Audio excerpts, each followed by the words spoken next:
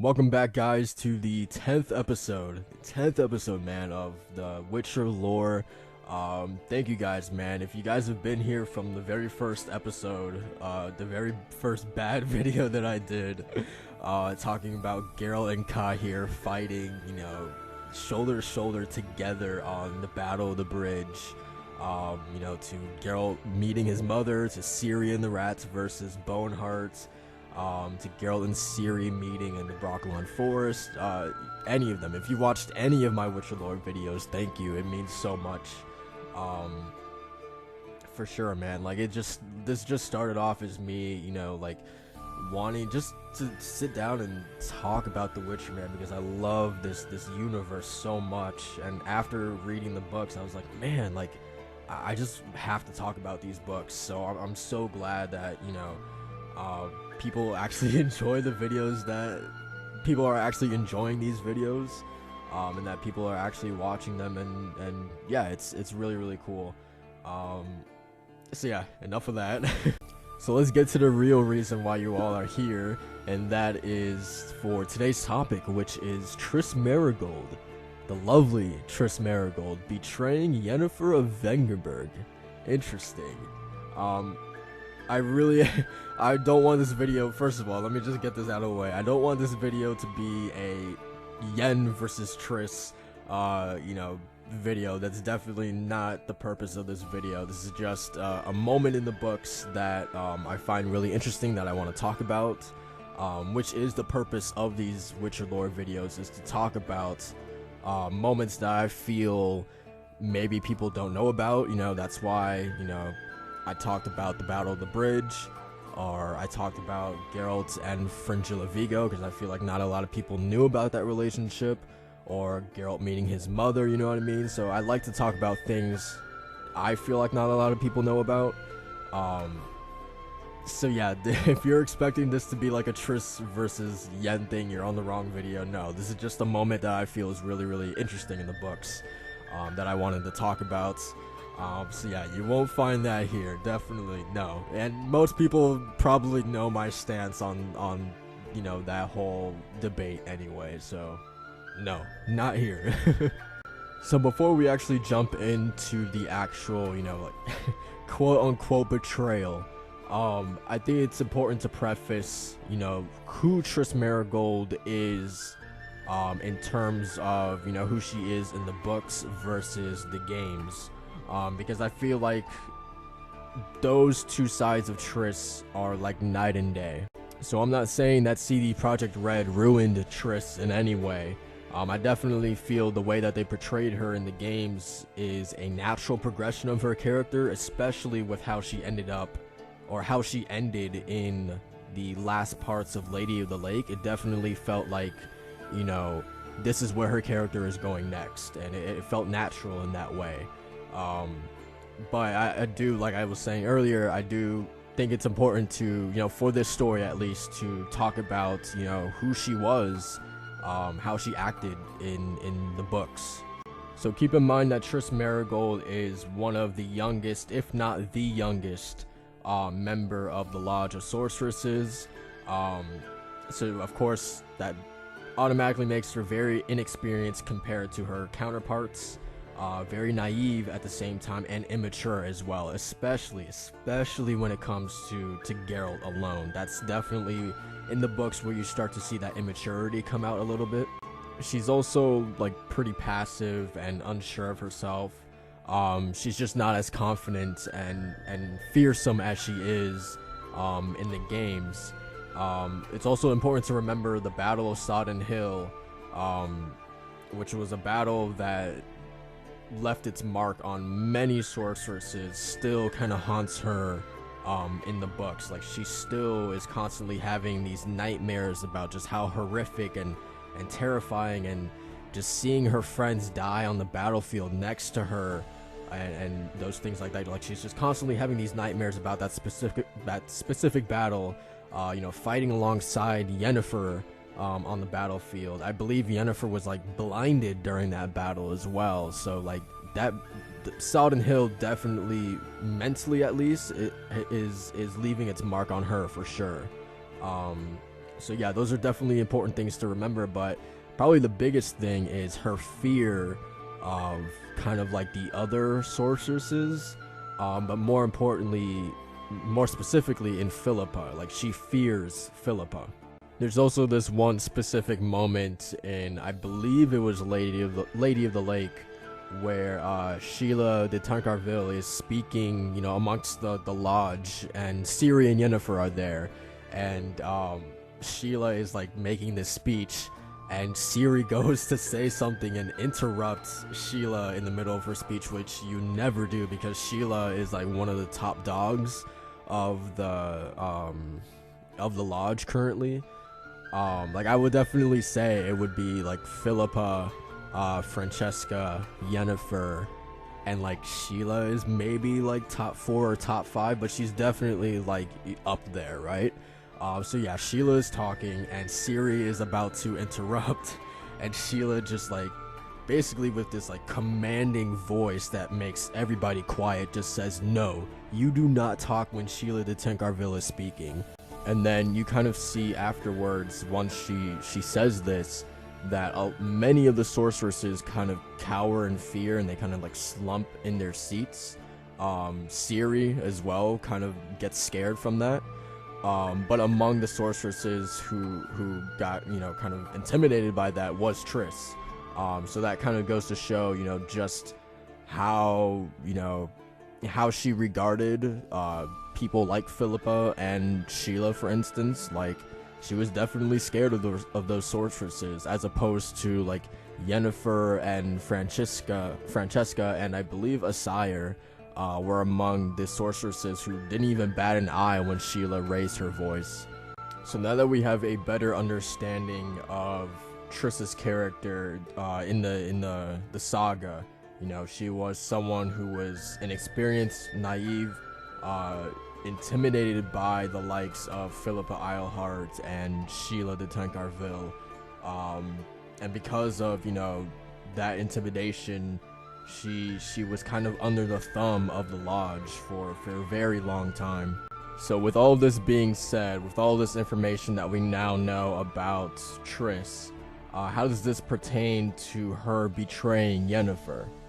Now, this story really begins with Yennefer being suspected as a traitor and accomplice to Vilgefortz during the entire coup on Thanad Island.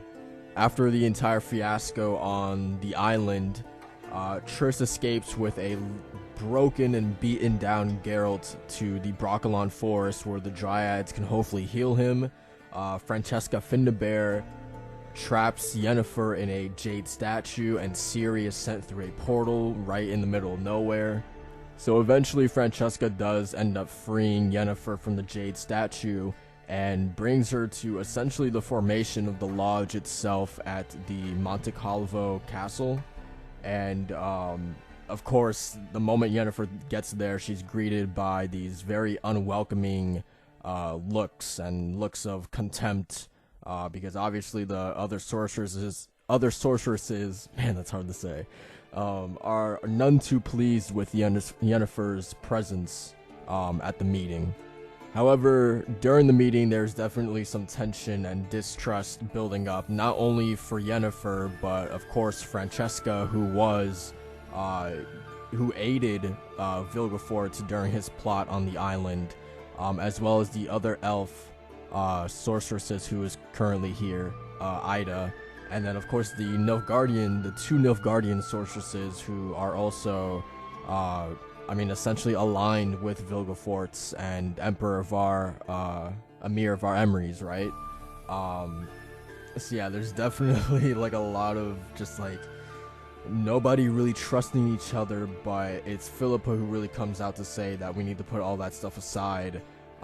This is supposed to be a place that isn't, focused on, reasons of state, and, the whole political side and things like that. Like, this is just a place focused and emphasizes the preservation of magic. Like, that is what we are about. Yennefer, on the other hand, could really, we know her, right? She marches to the beat of her own drum, so she doesn't really care about reasons of state, and she probably doesn't care too much about the preservation of magic. The thing that she cares about foremost, however, is Ciri, of course. So they start talking about Ciri, and that's when she starts getting a little antsy. She then eventually escapes from the castle. She teleports herself out, even though Philippa put this crazy magic barrier around the entire castle, preventing anyone from using magic. Yennefer was still able to teleport herself out of there, using her obsidian star on her neck. But the teleportation was, of course, unstable and unpredictable, and it basically lands her in the middle of the sea, but she ends up in a very familiar place, Skellige. So Yennefer ends up in the Skellige Isles, more specifically in the Kertrold Keep, where she meets up with a old friend, Croc-on-Crate, who, if you actually didn't know, Croc-on-Crate and Yennefer actually had a thing a while back, like a relationship. Croc even calls her Yenna multiple times, like that's like his name for her. So I thought that was like really interesting, that they were, a thing. I don't even think The Witcher 3 made any mention of that, not to my knowledge, but yeah, when I first read that, I was like, what? That's really cool. So yeah, she meets up with Croc-on-Crate, and she begins, I mean, again, we know Yennefer, she can't stay idle, she has to kind of get the ball moving.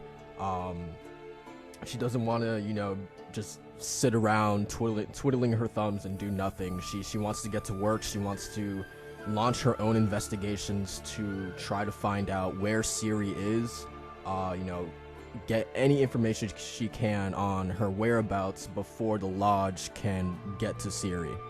And it's also important to note that Croc, when Yennefer first arrived, was very reluctant, and was actually at first going to turn her in back to Novigrad, I believe, in cuffs, because he had believed her to be a traitor as well, that she had a hand in the massacre of Thanad Island, that she was a traitor. Now he does eventually come around to believing in Yennefer's innocence and helping her in her scheme to try to find Ciri, just because, he wants to believe in Yennefer's innocence, and because when Ciri was a child, he took a blood oath to basically vow to protect the child. So he believes that helping Yennefer will in turn lead to rescuing Ciri, and he truly believes that. So Croc eventually grants Yennefer asylum, and she is now under his protection. Croc also gives her monetary help. Basically, he just gives her anything that she needs that is for the purpose of rescuing Ciri. And so with Croc-on-Crate's help and a unlimited amount of money at her disposal, Yennefer builds a megascope where she'll be able to communicate with other wielders of magic. She speaks with several people, blackmailing them to try to get every bit of information that she possibly can. And last but not least, the last person that she communicates with or kind of reaches out to is none other than Triss Merigold. Yennefer extends both of her arms and begins to chant a spell. The reflection produced from the megascope transformed into a fog, and then quickly an image began to emerge from it. An image of a chamber, and then Yennefer began to notice movement in the window, and then an anxious voice came out. "Who is it? Who's there?" "It's me, Triss." "Yennefer? Is that you? Oh gods, how? Where are you?" "It isn't important where I am. Don't block, for the image is flickering. And take away the candlestick, it's blinding me." "I've done it, of course." The hour was late, and Yennefer noticed that Triss Merigold had been wearing an evening gown. Which, I mean, it's not too important, but you'll see the relevance soon enough. Yennefer asks, "May we talk freely?" "Of course." "Are you alone?" "Yes." "You're lying." "Yennefer, don't trick me, girl. I know that expression. I've seen more than enough of it. You had one just like that when you started sleeping with Geralt behind my back. You put on the identical innocent, whorish little mask then that I see on your face now, and it means the same now as it did then." Triss blushed. and beside her in the window appeared Philippa Eilhart, dressed in a dark blue men's doublet with silver embroidery. "Bravo," she said. "Sharp as usual, acute as usual. As usual, difficult to comprehend and fathom. I'm glad to see you in good health, Yennefer. I'm glad that crazy teleportation from Monte Calvo didn't end tragically." Man, this is why, like, Philippa, the conniving sorceress, man, why I love her so much. Just like the snark in her voice, like when she says, "I'm glad your teleportation didn't end tragically." You damn well know that she wished it would have ended tragically. So yeah, man, I just love Philippa, man. That's why she's for sure one of my top 10 favorite characters in the saga. And then also, I kind of interpreted this scene when Philippa came to Triss's side as them maybe sleeping together. I don't know if that's just me, but that's kind of the vibes I was getting from the beginning of this. But anyway, yeah, let's continue. So Yennefer responds by saying, "Let's assume that you are indeed glad," Yennefer grimaced. "Although that's a most bold assumption, but we'll leave it. Who betrayed me?" "Is it important?" Philippa shrugged. "You've now been communicating for 4 days with traitors to whom venality and treachery are second nature, and traitors whom you have forced to betray others in turn. One of them has betrayed you. That's the usual course of events. Don't tell me that you didn't expect that." "Of course I did. I proved that by contacting you. I didn't have to, did I? You didn't, which means you stand to gain from it. Bravo, sharp as usual, acute as usual. I'm contacting you to assure you that the secret of our lodge is safe with me. I won't betray you." Philippa looked at her from beneath her lowered eyelashes. "If you expected," she said finally, "to buy yourself time, peace, and safety with that declaration, you miscalculated. Let's not kid ourselves, Yennefer. By fleeing Monte Calvo, you made a choice. You threw in your lot with one side of the barricade. Whoever's not with the lodge is against it. Now you're trying to beat us to Ciri, and the motives driving you are counter to ours. You're acting against us. You don't want to allow us to use Ciri to serve our political ends. Know then that we shall do everything to prevent you using the girl to serve your own sentimental ones." "So it's war then?" "Competition," Philippa smiled venomously. "Only competition, Yennefer. Fair and honorable? You must be joking." "Naturally. Nonetheless, I'd like to present one matter honestly and unambiguously. Banking, of course. On gaining something from it. By all means. In the course of the next few days, perhaps, even tomorrow. Let's just say that events will occur whose outcome I'm unable to predict. It may turn out that our competition and rivalry will suddenly cease to have any meaning, for a simple reason. There won't be a rival any longer." Philippa Eilhart narrowed her eyes, which were accented with light blue eyeshadow. "I understand. Ensure then that I, posthumously, regain my reputation and good name. That I won't be thought of as a traitor and an accomplice of Vilgefortz. I ask that of the lodge. I ask you, personally." Philippa was silent. "I decline your request," she said finally. "I'm sorry, but your rehabilitation is not in the interests of the lodge. Should you die a traitor. To Ciri you shall be a traitor and a criminal, for then it will be easier to manipulate the maid." "Before you undertake anything that may prove fatal," Triss suddenly said, "can you please leave us something? A will? Something that will allow us to, I don't know, to continue to follow in your footsteps and find Ciri? Surely it's in Ciri's interest after all. It's about her life. Yennefer, Dijkstra has found some tracks. If it's Vilgefortz who has Ciri, a terrible death awaits the girl." "Be quiet, Triss," Philippa Eilhart barked sharply. "There won't be any bargaining or horse trading here." "I'll leave you the directions," Yennefer said slowly. "I'll leave you information about what I've found out, and what I've undertaken. I'll leave a trail you'll be able to follow, but not for nothing. If you don't want to rehabilitate me in the world's eyes, then to hell with you in the world. But at least rehabilitate me in the eyes of one Witcher." So basically, Yennefer is about to embark on something that she could very well die from, right?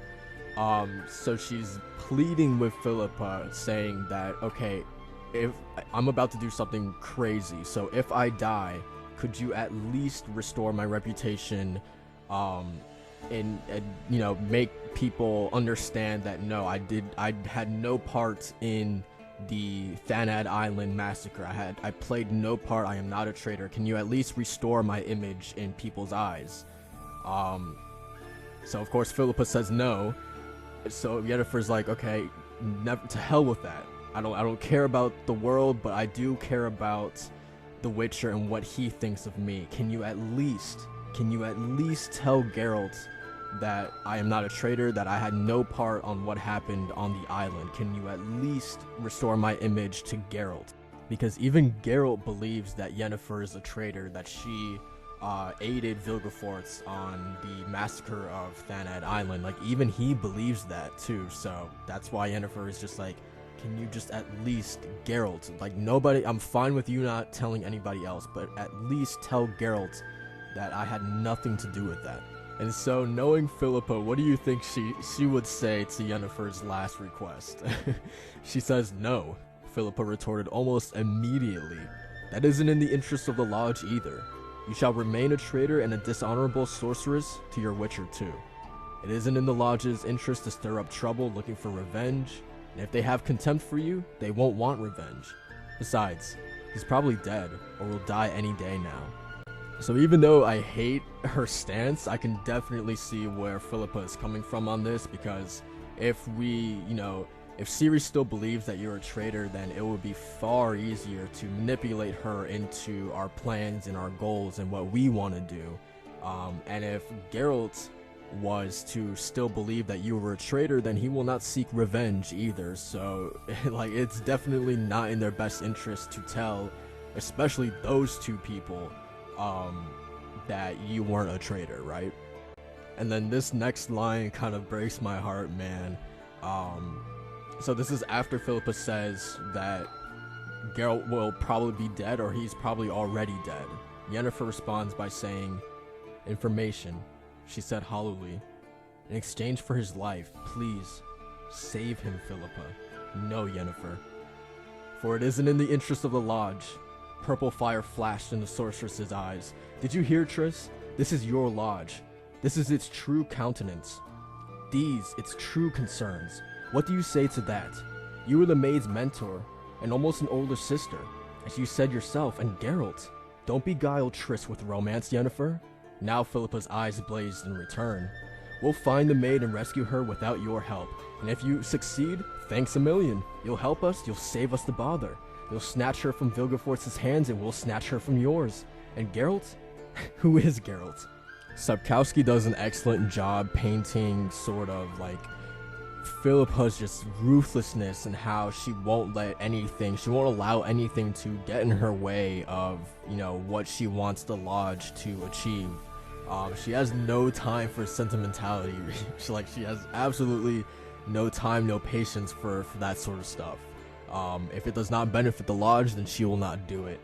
And for Yennefer, just seeing the desperation of her, like, essentially pleading with Philippa, like, please, just save Geralt's life at the least. Can you save Geralt's life?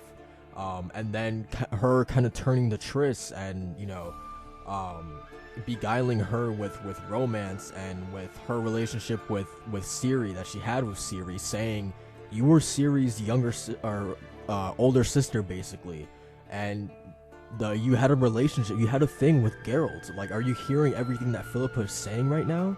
And you can only get that sort of reaction, that sort of desperation from Yennefer when you're specifically talking about Geralt and Ciri. Whenever those two are mentioned, like, it's almost like normal Yennefer gets thrown out the door, but in a good way.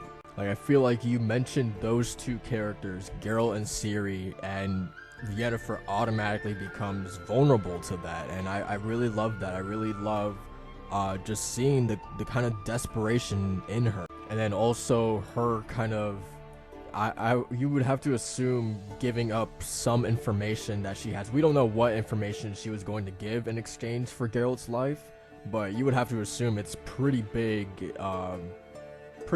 substantial information that would give her leverage against, you know, a lot of people, right? So just the fact that she would, you know, be willing to give up that sort of information just for Geralt, also, like, I just love it, man. I just love seeing, like, just how much she's willing to go for Geralt. Once Philippa Eilhart finishes her little speech, Yennefer turns her attention over to Triss, who, keep in mind, she is here with them. She is listening to this entire conversation. She is right next to Philippa as this is happening, and she is listening to everything that Philippa is saying about Ciri, who Triss mentored back at Kaer Morhen, and she's hearing everything that she's saying about Geralt, someone that she cares for deeply, immensely, that someone that she has shared a relationship with. And you would think that the moment when Philippa says that, you know, saving Geralt's life isn't in the interest of the Lodge, you would think that line alone would make Triss jump ship, you know, would want to leave, just jump ship, you know, but that's not exactly what happened. So Yennefer asks Triss the most natural question in this situation. She asks her, "Did you hear that, Triss? Like, did you hear everything that she just said?" And Triss responds, Forgive me, Yennefer." Oh no, Triss. Never. So I thought this dynamic to Triss's character was really, really just different but interesting to me, because it goes to show you that Triss is so scared and intimidated by the likes of Philippa and Sheila, for instance, that even though she knows that probably in her heart or in her gut, she knows what is happening right now is probably wrong. The fact, you know, that Philippa is shunning her best friend Yennefer and is denying, you know, to help save Geralt's life, and, you know, all the stuff that she's saying about Ciri, like, in Triss's mind, there's no doubt that she's like, this is wrong, but she has just this strong fear for Philippa that she just can't stand up to her. She can't, you know, stamp her foot down and say that no, this is wrong. She can't stand up for herself because she's so scared of Philippa. And I think that's really, really interesting. Now, I guess this is where the betrayal kind of plays in, and it was kind of sad to see, because it's like Yennefer, like one last time asking Triss, like, did you hear this? Like, are you really gonna stay quiet after everything she just said? And then just seeing Triss, like, you know she wants to say something. You know she wants to say that this is wrong, that, you know, Geralt, Yen, and Ciri, they're my friends, I love them, that this is wrong, I shouldn't be with Philippa on this. You know that's going through her head, but she just remains silent. And it's that indecisiveness, that passiveness, Triss just being unsure and not confident in herself, ultimately that fear that she has for Philippa, that ultimately causes Yennefer to say, basically, "You're dead to me," to Triss, right? That's essentially what she says, like, to Triss, "You're dead to me. Like, I'll never forgive you for this." What if Geralt heard about this, or Ciri? Like, what would they say, right? So no, I'll never forgive you for this. And again, it's that fear for Philippa that essentially her not standing up for herself leads to her basically losing her best friend. And that was, like, to me at least, reading it, thinking about all that stuff, when it all kind of clicked to me, just how important this moment was. It was really, really sad. Now, reading these sort of ups and downs of Triss's character throughout the saga, it makes it every bit worth it when she finally redeems herself in the final book. During the massacre of Rivia, Yennefer and Triss are kind of fighting off this mob, and Triss kind of breaks out of her shell, and she says to Yennefer, actually, Yennefer is pleading with Triss, like, teleport us out of here, we need to get out of here, like, this is beyond us. And Triss is the one to finally stand up, and she says, "No, Yennefer, I won't run away this time. I shan't hide behind the lodge's skirts. And don't worry, I will not faint from fear like I did at Sodden Hill.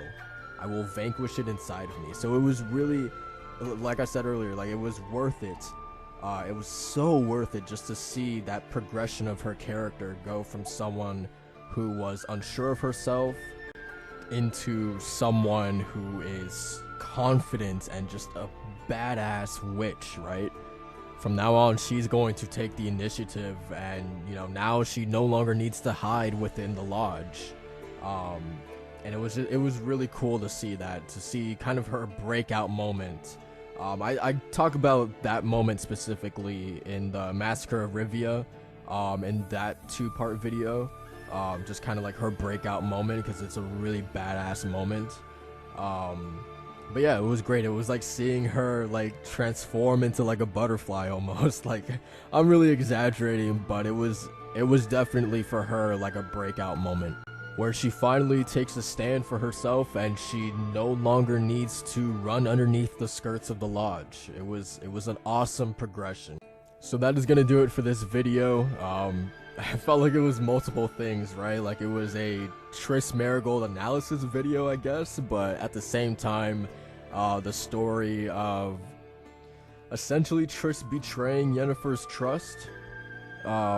It's tough, man. I don't even know how would you classify, what would you even call, that specific moment that happened in Tower of Swallows. Would you classify it as a betrayal? I think it fits the bill.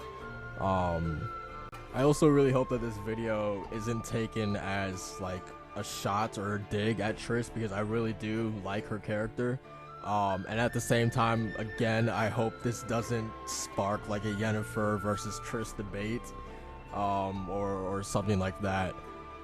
Because I do feel like I did talk about Yennefer a lot in this video, but it was imperative for this specific story to talk about her as well. But either way, man, I hope you guys found some sort of enjoyment with this video.